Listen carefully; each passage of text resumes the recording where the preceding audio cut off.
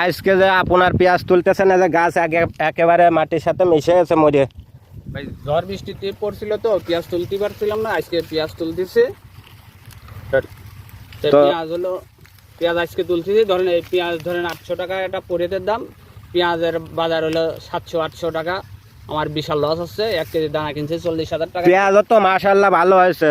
তো এটা কি জাতের পেঁয়াজ লাগাইছিলেন ভাই? লালতির হাইব্রিড 40,000 টাকা করে কিনা ছিল। তো 1 কেজি দানার দামে 40,000 টাকা। তো এই দামে পেঁয়াজ বেচলে তো আপনাদের পোষাবে না, তার কারণে একটা জনের দাম 800 টাকা, 1 মন পেঁয়াজের দাম 800 টাকা। তো আপনাদের কি সরকারের কাছে চাওয়া পাওয়া আছে? আমার সরকারের কাছে চাওয়া আছে যাতে পেঁয়াজের দামটা আমাদের ঠিক মতো দেয়, যাতে আমরা কৃষকটা আমরা বাঁচতে পারি। তো আপনাদের দাবি আপনাদের কষ্টের ফসল পেঁয়াজ যাতে সরকার বাইরের তো পেঁয়াজ না এনে ন্যায্য মূল্য দাম দেয়, তাতে আপনারা খুশি। আমরা খুশি। ধন্যবাদ ভাই।